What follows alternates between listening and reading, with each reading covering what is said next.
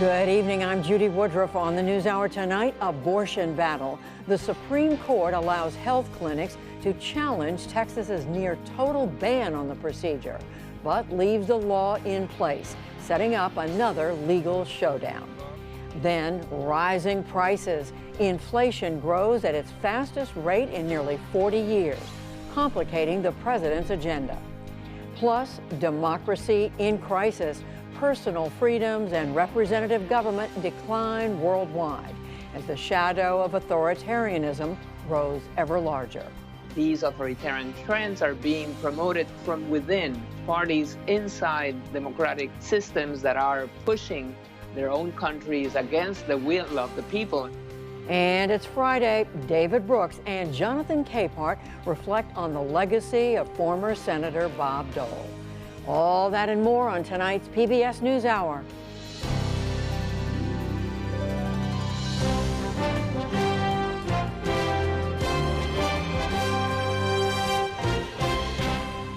Major funding for the PBS NewsHour has been provided by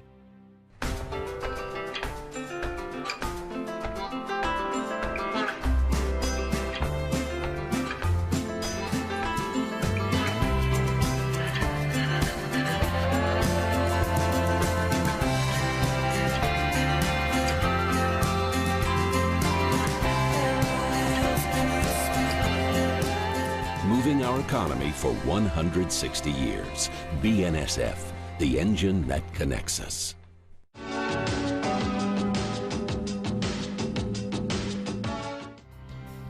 Johnson & Johnson. Financial services firm Raymond James. The John S. and James L. Knight Foundation, fostering informed and engaged communities. More at kf.org. And with the ongoing support of these institutions.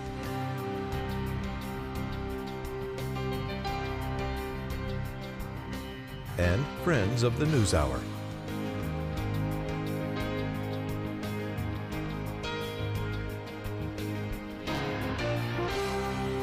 This program was made possible by the Corporation for Public Broadcasting and by contributions to your PBS station from viewers like you.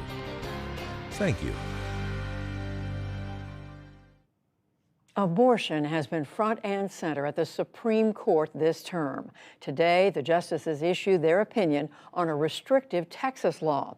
They are allowing abortion providers to continue challenging the measure in lower courts, but the law stays in place for now. John Yang picks up the story. Judy, this is about Texas SB 8, the law that effectively bans abortion after about 6 weeks of pregnancy and allows private citizens to sue people who help a woman get an abortion. For reaction, we went back to two advocates on both sides of the debate in Texas, whom we've talked with before. Marva Sadler at Whole Woman's Health in Austin, which is an abortion provider, and Rebecca Parma from Texas Right to Life. I was hoping for the opportunity today to be able to tell a woman yes and not have to tell her no. The bright spot and where I'm feeling hope is that the fight is not over. We do still have a chance to go back and to rectify and to fix this horrible thing that has happened. We're celebrating the fact that the Texas Heartbeat Act is still going to be saving, about 100 preborn children and their mothers from abortion every day. We'll continue to fight for the law at the lower court, but today we're celebrating and we're grateful the law is still in effect. For what all this means and what comes next, we're joined by Marcia Coyle. She's the chief Washington correspondent for the National Law Journal. Marcia, this was a procedural issue, as Justice Gorsuch noted in the court's opinion. He wrote, "The ultimate merits question, whether SB 8 is consistent with the federal Constitution, is not before the court, nor is the wisdom of SB 8 as a matter of public policy." So what was at stake here and what happens next? Well, John, the real question before the court, boiling it down, was a procedural question about who can these abortion providers sue in order to block the law, if not permanently, temporarily, while their constitutional challenge goes forward. And so that's what the court had to decide today and did decide. It narrowed who the abortion providers wanted to sue down to roughly just 4 people who have licensing authority over doctors and others who might be accused of violating the ban. So then what's next now that they said this case can go forward? That's right. It goes back to the federal district court that initially was trying to hear it before the U.S. Court of Appeals for the Fifth Circuit stepped in and stopped everything. The abortion providers and the others who sued to challenge the law can now know who they can sue, and the federal district court will hear their challenge and decide what kind of relief they should get, if any. And even though the basic constitutional question wasn't at stake here, Chief Justice John Roberts, joined by the 3 liberal justices, seemed to telegraph his position or their position on this. He wrote, "The clear purpose and actual effect of SB 8 has been to nullify the court's rulings. The nature of the federal right infringed does not matter. It is the role of the Supreme Court in our constitutional system that is at stake."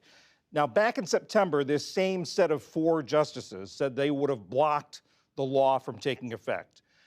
Why right. did the 5 other justices keep it in effect, keep this law in effect? Well, back in September, they said it was because it presented complex procedural questions about who can be sued, who the abortion providers could get an injunction against. But they resolved that today. So I'm not sure. I have no special insight into their thinking why they would not block it right now, except maybe they have an eye on the Mississippi abortion case, which they heard on December 1st. Mississippi bans abortion after 15 weeks.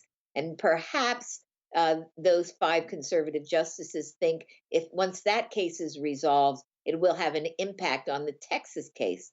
And then if you want to be totally cynical, you might think that these 5 justices don't place a very high value on the particular constitutional right at issue here, women's right to an abortion.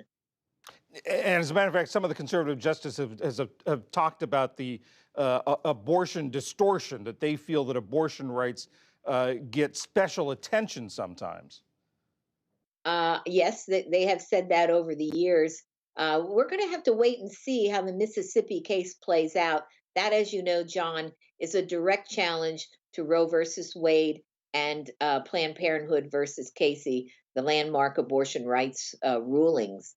But the tenor of the arguments on December 1st don't bode well for maintaining the abortion right, at least as it now exists. We'll just have to wait and see. And tell us how the court works. I mean, after those oral arguments last week, do they have a sense of where each other stand on this? Oh, I'm sure they did. The usual practice is, depending on which day they hear the argument, is to vote almost immediately after the oral argument. And that can be a very tentative vote on how the case should come out. Much can be done during the drafting of opinions, and whoever was in the majority in that first vote, who writes the opinion. So, I think it was Justice Ruth Bader Ginsburg who said back during the Affordable Care Act, it isn't over until the fat lady sings. So once again, we have to wait and see how that's going to turn out. The NewsHour's very own Chief Justice, Marcia Coyle, thank you very much. Thank you, John.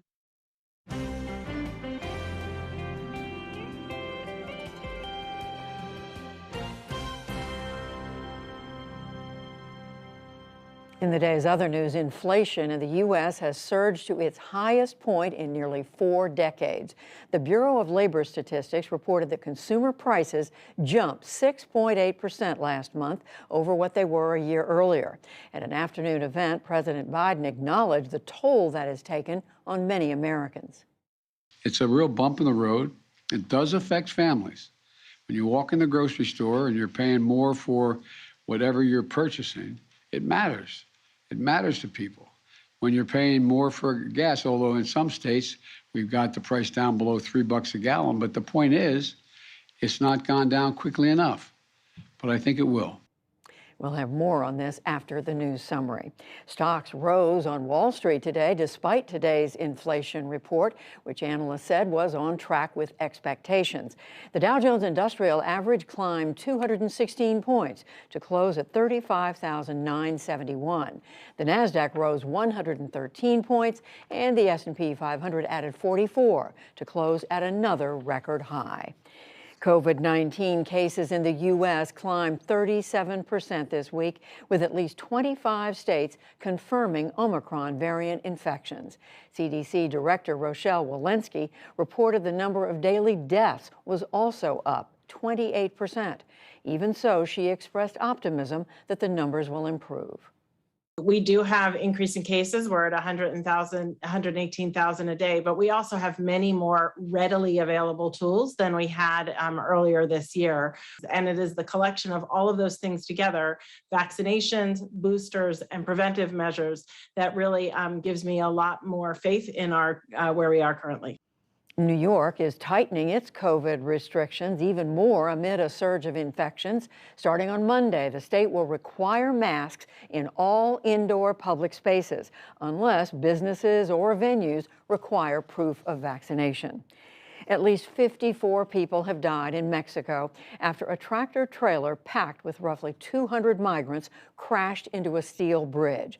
The incident, which happened yesterday evening in the southern part of the country, injured at least 53 others. Recalled how the crash played out. It caught the curve, and because of the weight of the people inside, we all fell into the curve. Clearly, the trailer could not contain the people because of the weight, and it toppled over. Most of the migrants aboard the tractor trailer were coming from Guatemala and Honduras. WikiLeaks founder Julian Assange is one step closer today to being extradited to the U.S. for publishing secret military documents a decade ago. A London High Court overturned a lower court ruling that Assange's mental health was too fragile for the American criminal justice system. Assange, who is currently being held in London on spying charges, plans to appeal. And 3 passings to note tonight. Auto racing legend Al Unser Sr. died last night in New Mexico after a long battle with cancer. Unser won his first Indianapolis 500 in 1970 and went on to win 3 more times. He holds the record for the most laps led in the Indy 500, 644. He's also the only driver ever to have a sibling and a child also win the race. Al Unser was 82 years old. Former National Football League wide receiver Demaryius Thomas died at his home in Georgia last night from what his family said was most likely a seizure. Thomas played most of his 10-season career with the Denver Broncos. He earned 5 straight Pro Bowl honors and was a Super Bowl champion. Demaryius Thomas was 33 years old. And Michael Nesmith, the singer, songwriter, and lead guitarist for the Monkees, died of heart failure today in California. He starred in the 1960s television sitcom about a rock band modeled after the Beatles, which led to a string of hit songs. He later went on to have a successful career in songwriting, television, and film production. Michael Nesmith was 78 years old. Still to come on the NewsHour, Nobel Prize winner Maria Ressa discusses the need for a free press worldwide. Former Senator Bob Dole is remembered during a ceremony at the National Cathedral, plus much more.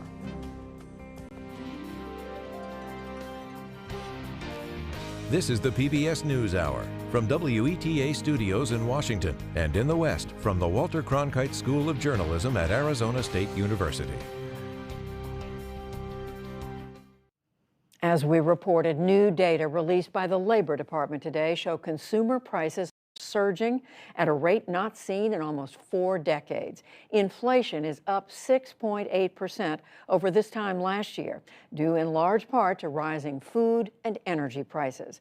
I spoke a short time ago with Jared Bernstein, a member of President Biden's Council of Economic Advisors. Jared Bernstein, welcome back to the NewsHour. So prices climbing at their fastest rate since 1982. How big a problem for the country is this? Well, this is something that the president considers a real challenge to family budgets. Even a moderate amount of inflation he's mentioned can be a challenge. However, we also have to recognize that we are in the midst of one of the strongest labor market recoveries on record. That's certainly helping to lift people's job opportunities and lift their paychecks.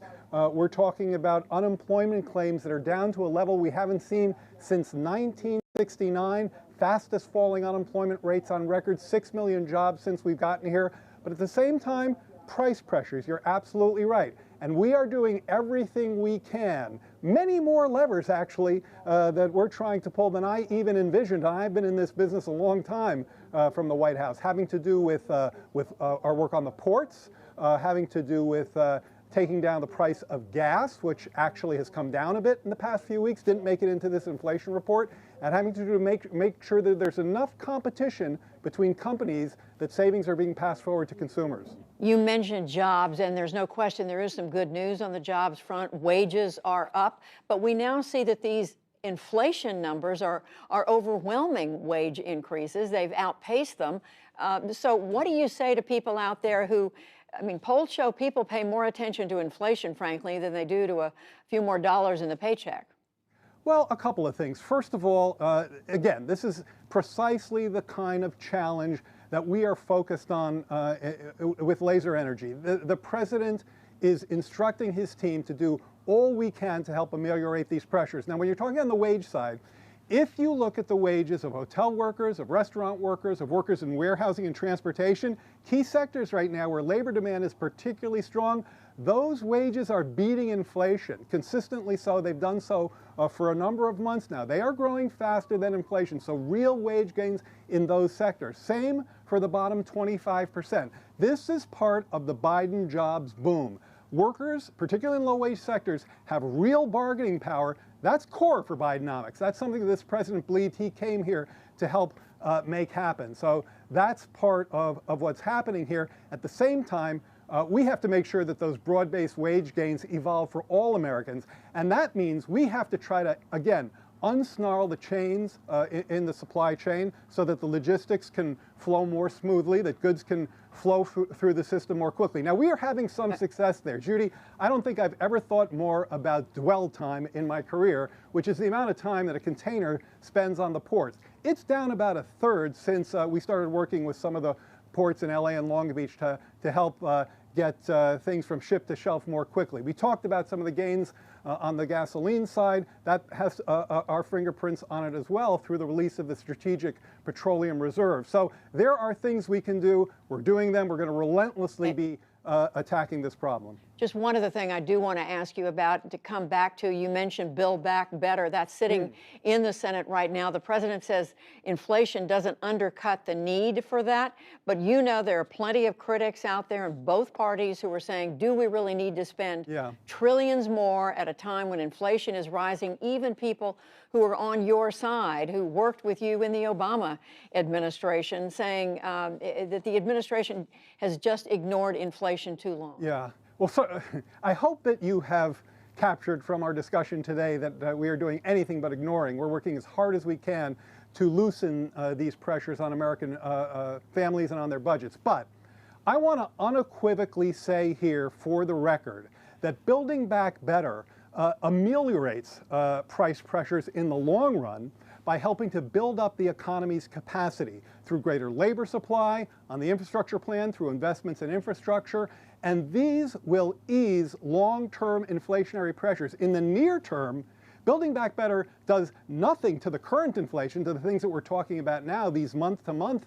prints that we're describing today. What it does do is help cut costs for middle-class and lower-income families, costs in prescription drugs, costs in childcare, costs in education, costs in housing, some of the most challenging aspects of family budgets. Building Back Better helps to ameliorate those costs. It ameliorates near-term costs. It lowers inflationary pressures over the longer term.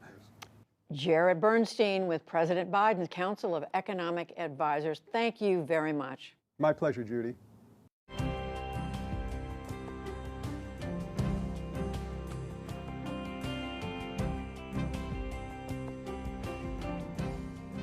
Today, at a U.S.-led summit on democracy, President Biden announced initiatives designed to bolster democracy around the world, from election integrity to independent media to fighting corruption. But the president and democracy advocates admit freedoms are eroding and authoritarianism is rising. Here's Nick Schifrin. This week, President Biden hosted leaders from over 100 countries and territories for a virtual summit for democracy. The president called safeguarding rights and freedoms in the face of authoritarianism the defining challenge of our time. Government of the people, by the people, for the people, can at times be fragile, but it also is inherently resilient. Will we allow the backward slide of rights and democracy to continue unchecked? As the president said, the state of democracy around the world is not good. The nonprofit Freedom House has tracked 15 consecutive years of decline in political rights and civil liberties worldwide. And of 146 countries with more than 2 million residents, only 39 are fully free. To discuss the summit and the decline of democracy worldwide, I'm joined by three experts. Miriam Kornbluth is Senior Director for Latin America and the Caribbean at the National Endowment for Democracy, a foundation promoting democratic institutions. Helen Kezia-Woha is an activist in Uganda and Executive Director of the Women's International Peace Center, an organization that promotes women's rights in conflict settings. And Heather Conley is about to become the next president of the German Marshall Fund, which focuses on transatlantic relations and the future of democracy, and was a State Department official on European affairs during the George W. Bush administration. Welcome, all of you, to the NewsHour. Miriam Kornbluth, let me start with you. President Biden says there's a global competition between democracy and autocracy. Which side is winning in Latin America? Unfortunately, I have to say that I think autocracy is winning. Unfortunately, this is a region of the world that until recently praised itself of having all the countries in the democratic field except for Cuba, and that has been a 60-year long-lasting dictatorship. However, nowadays we have, in addition to Cuba, we have Nicaragua and Venezuela, and we have a significant slipping into authoritarian trends, both on the right and on the left. And what's really worrisome is that these authoritarian trends are being promoted from within. Elected officials, players, parties inside democratic systems that are pushing their own countries against the will of the people, in many cases, towards authoritarian regimes. Helen Kezia-Woha, we have seen coups in Guinea, Mali, Chad, Sudan, the highest number of coups in Africa in 40 years. Each, of course, have their own local causes. But what's behind what Secretary General Antonio Guterres recently called an epidemic of coups? The democratic process in Africa has been marred with a lot of corruption. In electoral processes, you find politicians taking advantage of poverty, a large number of unemployed youths, buying votes during elections, making elections not credible.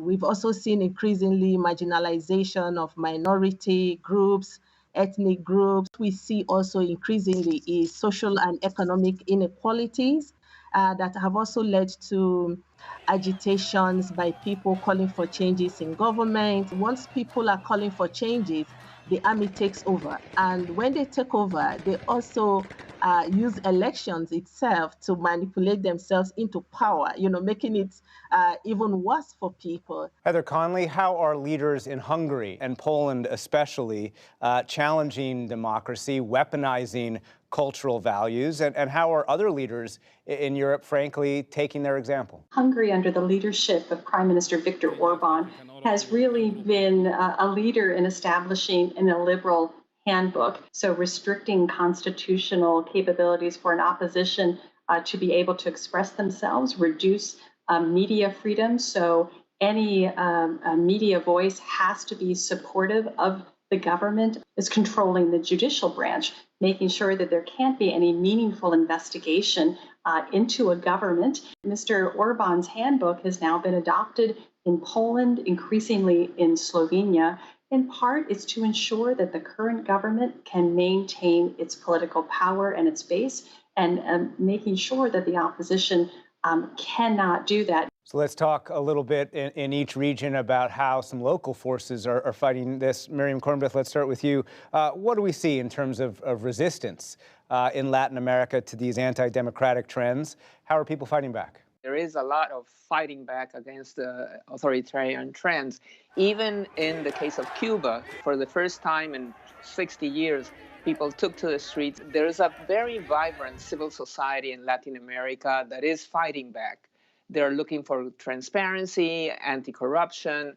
They're looking for rule of law, for independent judiciary, for independent legislative branches. There are lots of courageous, innovative, and very committed people fighting back.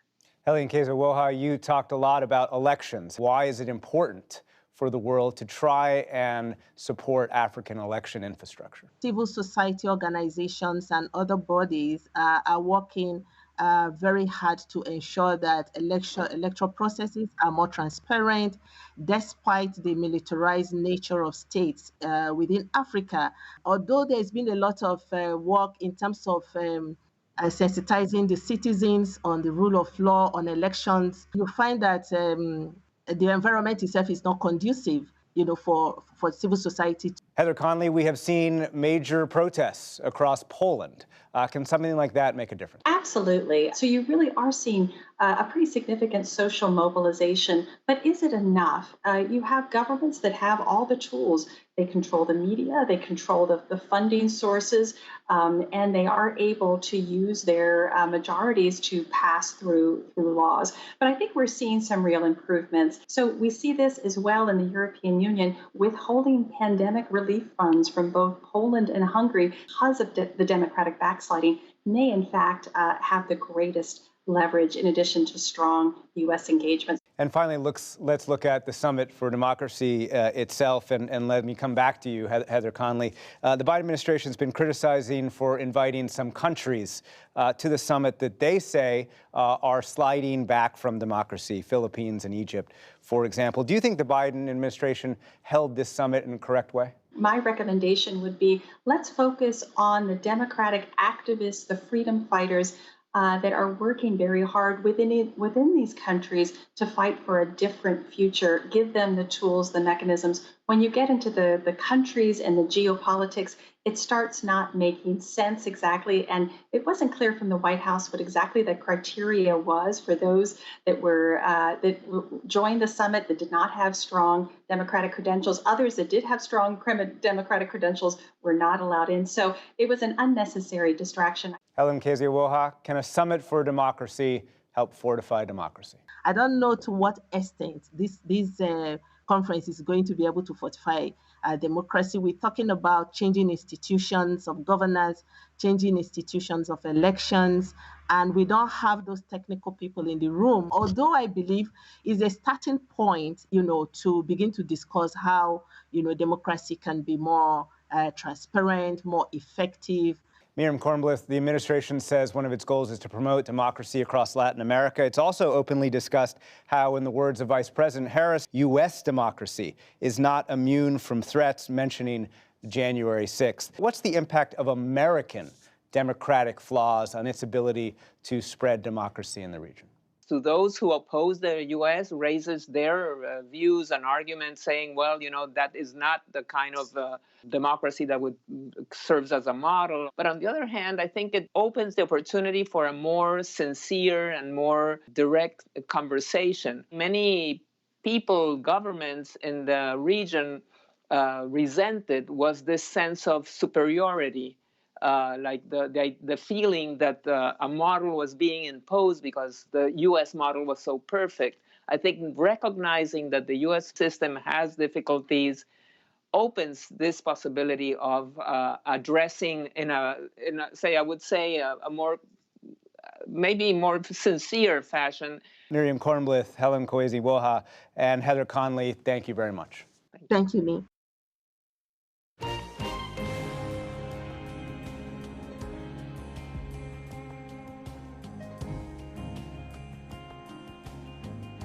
The Nobel Peace Prizes were awarded today in Oslo, Norway. This year's winners were two journalists honored for their unrelenting pursuits of truth in a world becoming less free. Dmitry Muratov, editor of one of Russia's last independent news sources, was recognized for his work. And Philippines journalist Maria Ressa, editor of Rappler.com, call for a reform of social media platforms. Our greatest need today is to transform that hate and violence, the toxic sludge that's coursing through our information ecosystem, prioritized by American internet companies that make more money by spreading that hate and triggering the worst in us. I spoke with Maria Ressa last night, and I asked her if it felt at all real yet. I'm still doing, that painting, the scream, it's been more than a month and not yet. It's sinking in slowly, but having to write a Nobel lecture makes you really think about this. What does it mean to you personally, first of all? Judy, you know that we've been under attack by our government for the last 5 years, and having the Nobel Committee shine the light on what journalists are going through in the Philippines. I mean, personally, it's a lift. It feels like a little bit of a reprieve, and hopefully I can pay it forward. I think journalists in the Philippines felt this, and Filipinos as we move into our May 2022 elections. What do you think this is going to mean for the people of the Philippines, but for government officials, because they've hauled you into court time and again, they've charged you with libel. You had to get, permission from 4 different courts, even to travel to Oslo. Look, I think the conditions haven't changed yet. Just yesterday, a former colleague was shot, hit with a bullet to the head. But also beyond that, a cabinet secretary just said he would file a legal complaint against 7 news organizations. And all we did was report on the corruption charges against him that was said in a press conference. And there's an election coming up in the Philippines. Do you think that provides hope of change from the current Duterte regime? It feels like 1986 all over again, because it is a Marcos against a woman. Our top opposition leader is the vice president, Leni Robredo, and Ferdinand Marcos Jr. is the front runner for president. And he filed his candidacy 35 years after his family and his father were kicked out, ousted in a people power revolt. So who knows what will happen in our May elections? One thing is clear is that you cannot have integrity of elections if you don't have integrity of facts. And that is something all of us, all democracies around the world face. What more, Maria, do you think needs to be done to support journalists, to support freedom of the press, especially as we see more and more governments around the world sliding toward authoritarianism? I think the accelerant for the attacks against journalists is technology.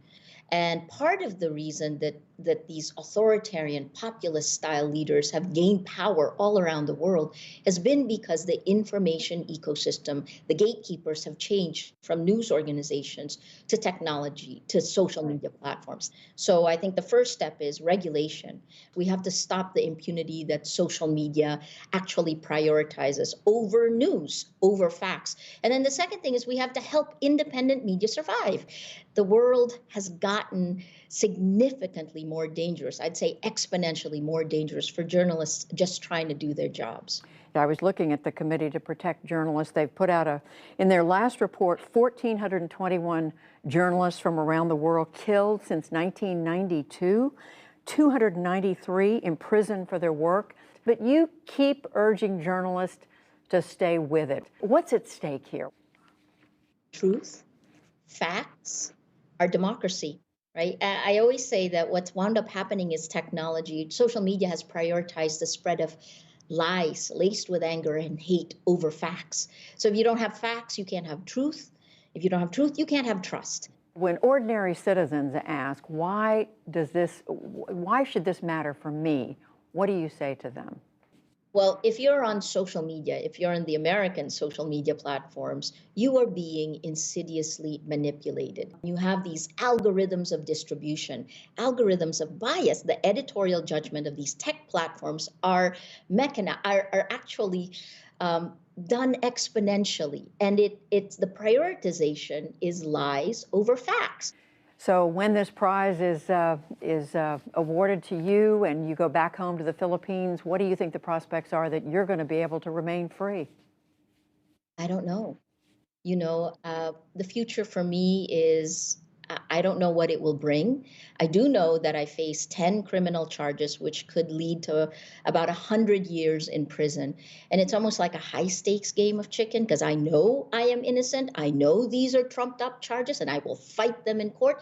My ability to do that will depend on what happens during our elections, whether our judges stay to the spirit of the law. But I also think it's a time that matters. I think it's a risk worth taking. I couldn't do anything else.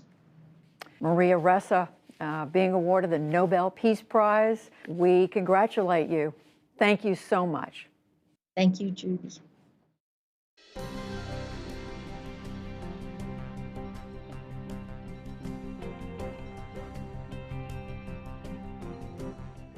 President Biden and a large number of political leaders from both parties gathered today to honor the late Senate Majority Leader Bob Dole at his funeral in Washington, D.C. Amna Nawaz has our report.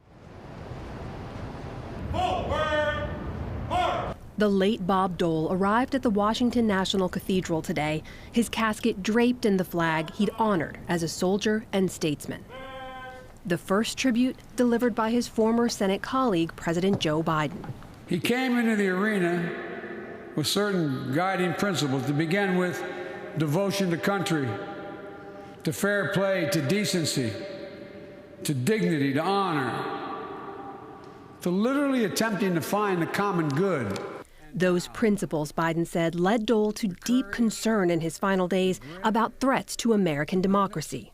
And this soldier reminded us, and I quote, "Too many of us have sacrificed too much in defending freedom from foreign adversaries to allow our democracy to crumble in under a state of infighting that grows more unacceptable day by day."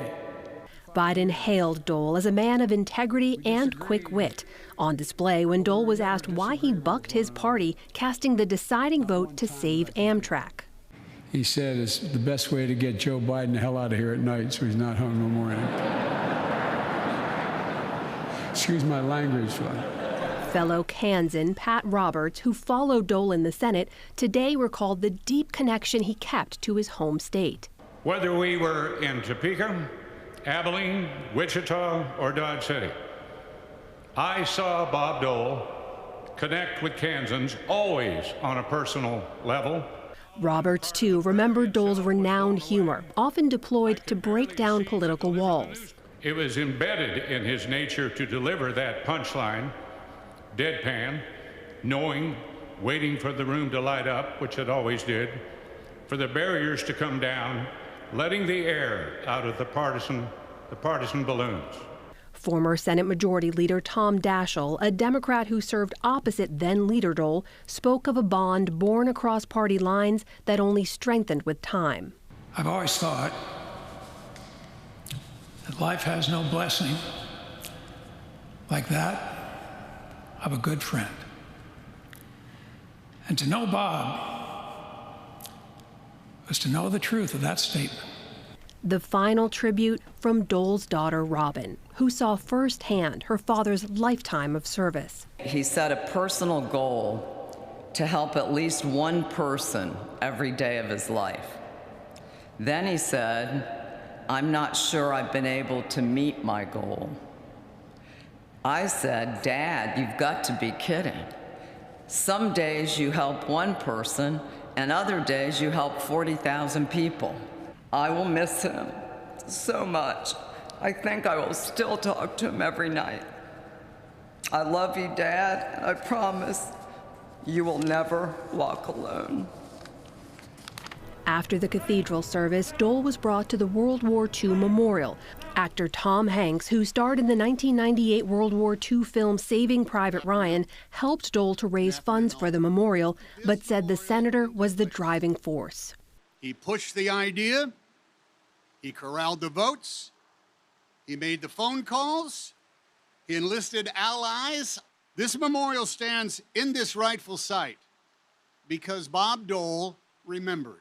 Dole's military service and sacrifice were front and center in remarks from Chairman of the Joint Chiefs, General Mark Milley. Dole nearly died as a 21-year-old shot by a Nazi machine gun. He was later awarded 2 Purple Hearts. He continually raised his hand, mangled as it was, to support and defend the Constitution of the United States of America, and we are all better off for the service of Senator Bob Dole. Former Senator and Secretary Elizabeth Dole honored her husband through deeds today, not words, carefully laying a wreath in his memory. The late Senator Dole will now return to Kansas for home state tributes before being laid to rest at Arlington National Cemetery. For the PBS NewsHour, I'm Amna Nawaz. And now we turn to the analysis of Brooks and Capehart. That is New York Times columnist David Brooks and Jonathan Capehart, columnist for the Washington Post. Very good to see both of you. I have to say, I was at that service today. Very, very moving. And Jonathan, I know you were there too. And David, I want to talk about Bob Dole because I was struck today at how much it was stressed that he worked across party lines. He started out as a partisan earlier in his career, chairman of the Republican Party, but then he went on to work on food stamps, the ADA. He worked on Martin Luther King's holiday. Is there a lesson in all this? Well, it was a different time when he was a war hero, obviously, and he was in Kansas, and some Democrat said to him, you know, you should run for office, you're a war hero, run as a Democrat.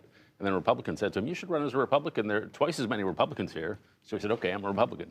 And it was like, it was like not an ideological chasm the way it is now. And he was a deal maker. I mean, he was a guy who counted votes. He never, and people who worked for him, especially on the presidential campaign, were sometimes frustrated that he didn't have, you know, a strict ideological line. He just wasn't wired that way. And so he was good at counting votes, and he always wanted to know how you could get a coalition of a majority. And he was phenomenally good at it. And people liked him. He was certainly acerbic, and he was certainly a tough guy. But he was funny. I mean, my favorite Dole joke is after he lost the election, people asked him, how do you sleep having lost the presidential election? You know, he said, I sleep like a baby. I wake up every 2 hours screaming. and so that's who he was. So he was not a product of our age. And we people like that don't go to politics right now. There are still people like that. They just don't go to politics. And I was struck, Jonathan, more Democrats were speaking today. In Tom Daschle, the former Democratic Senate Majority Leader, and President Biden than there were Republicans. Right. You know, sitting there, I was thinking, one, it was an honor to be there. It was. And I was sitting there thinking, you know, I'm sure people will be talking about this as a Washington funeral because of the pageantry and the solemnity. But the more I thought about it and listening to the speeches of the president and Senator Daschle and Senator Pat Roberts as well, that this was a national funeral. This was a funeral that was saying goodbye to, as the president said, a statesman, a patriot. Patriot was the word used many times, a national hero, someone who reached across the aisle to make deals, who put country first. I think one of the earlier ministers remarked how folks had gathered there 5 weeks earlier to say goodbye to Colin Powell.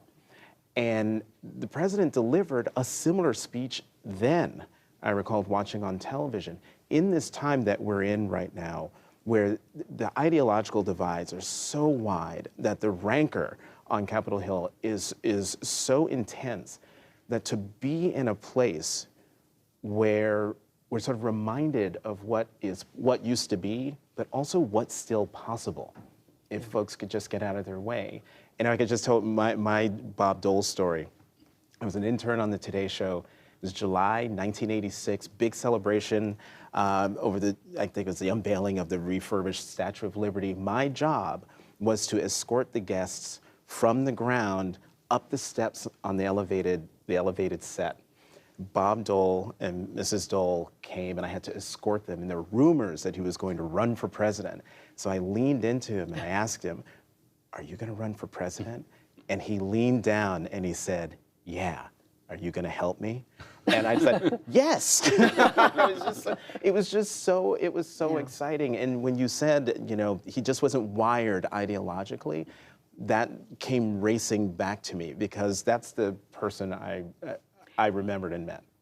And when President Biden today, I mean, it made what to me sounded like a direct appeal to reminding everybody you can't have democracy without compromise. But David, is this a bygone era? We can't bring it back. I believe in cycles, so I think it'll come back. I mean, we're not in that era now, but we've been in polarized eras before in our history, and people just get sick of it.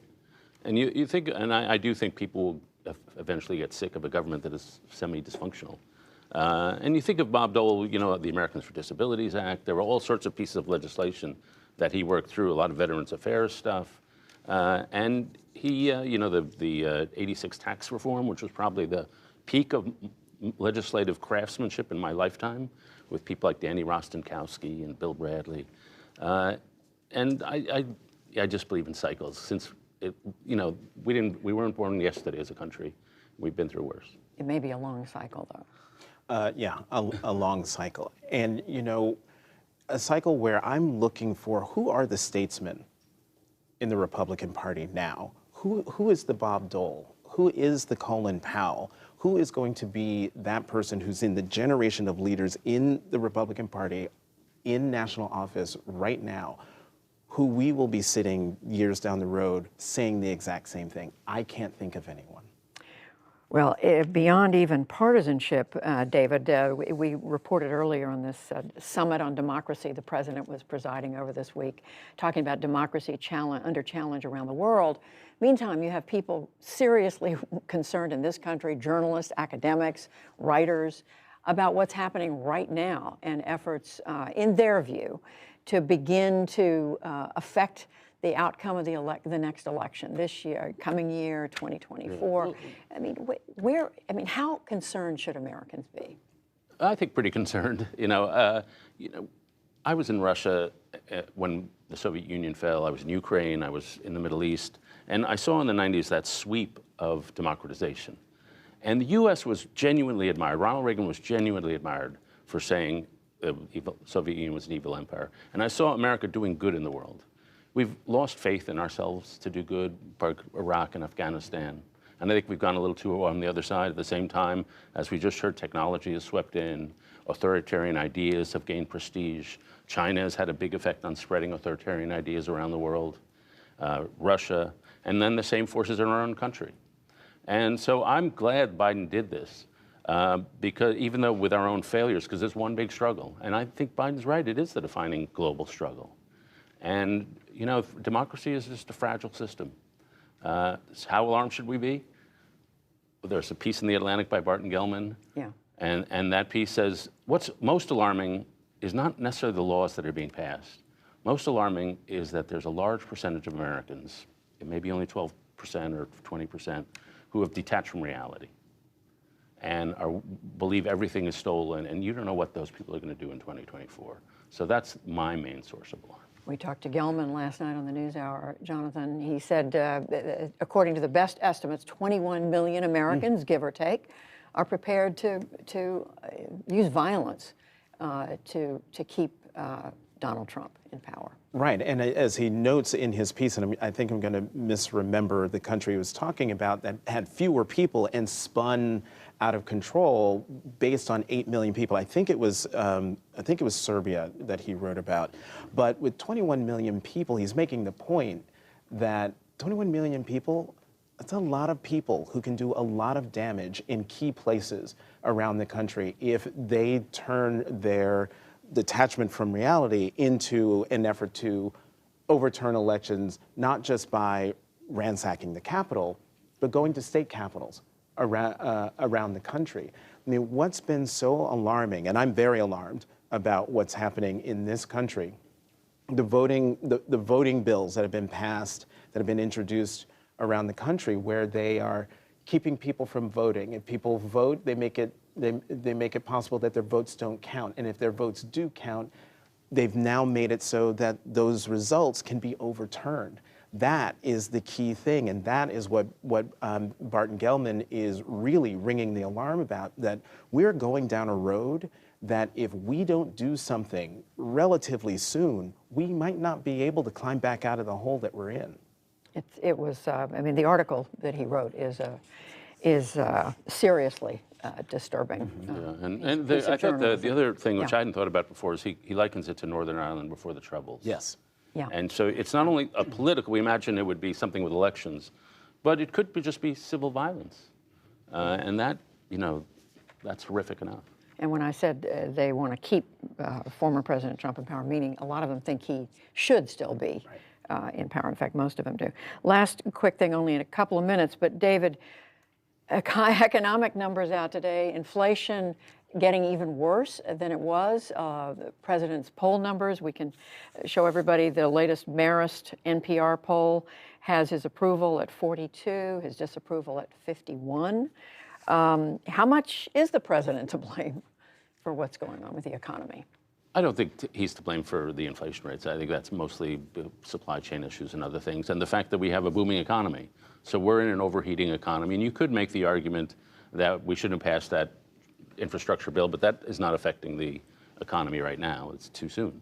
And so you can make the argument we shouldn't be spending more money because the economy's overheating, but I don't think he's to blame. What disturbs me is people have become so disabused, so cynical, that they see the negative and they don't see the positive. So as Jared Bernstein, he's right, there's a lot of really great news and there's a lot of bad news, but people have reached a point of disillusionment about our country and our system that they focus on the negative. And it's all gotten mixed in, or has it gotten mixed in with how they perceive, how their daily lives are going? Well, I look at what's happening as a macro and micro issue. So at the macro level, as you were saying, the economy is great. This inflation number came out, but the stock market was up 216 points today. So if you have a 401k, everything's great. Unemployment's down, jobless claims are down, wages are up. That's a macro level. But at the micro level, you go to the gas station, gas prices are high. You go to the supermarket, eggs, milk, meat, coffee, it's all high. So you feel it at a more direct level. Paper towels.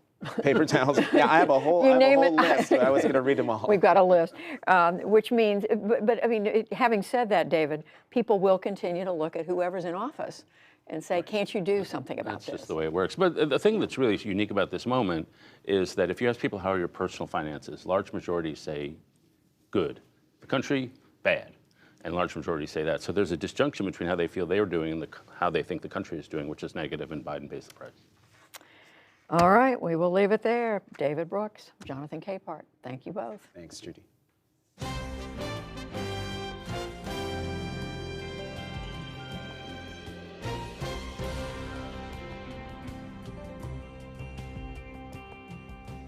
And on the NewsHour Online right now, the descendants of enslaved people owned by Jesuit missionaries in St. Louis are working to amplify their ancestors' lost stories. You may read more about this little-known history at pbs.org/newshour. And before we go tonight, we would like to say farewell to a special colleague, Annette Miller, who began with this program in its very earliest days. She joined the broadcast 46 years ago as one of 2 staff members in Washington for what was then known as the Robert MacNeil Report. She was a politics producer, booking guests, writing scripts, researching stories, and doing whatever was needed. She became the right hand, so to speak, for the late Jim Lehrer as the show expanded and transformed into the NewsHour. She served as news editor, director of research, and eventually vice president of NewsHour Productions. When Jim, Robin, and our correspondents interviewed political leaders or newsmakers, Annette was preparing and digging for information behind the scenes. And as director of research, Annette was crucial in nearly every presidential and vice presidential debate, moderated by Jim Lehrer and the late Gwen Ifill. At the same time, Annette was a generous mentor to so many young journalists who came up through this program. We want to thank her for her years of contributions and wish her well in what sounds like a busy next chapter. We are going to miss you a lot, Annette. Thank you. And that is the NewsHour for tonight. I'm Judy Woodruff. You can join us online and again here on Monday evening. For all of us at the PBS NewsHour, thank you. Please stay safe and have a good weekend. Major funding for the PBS NewsHour has been provided by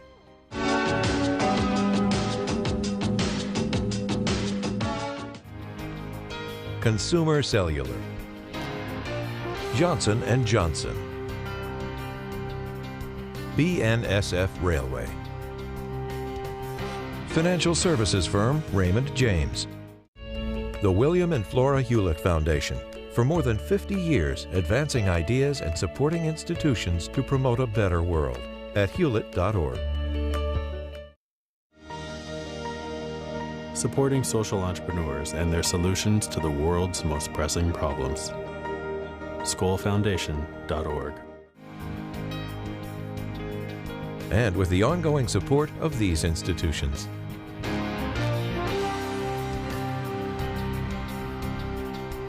And friends of the NewsHour.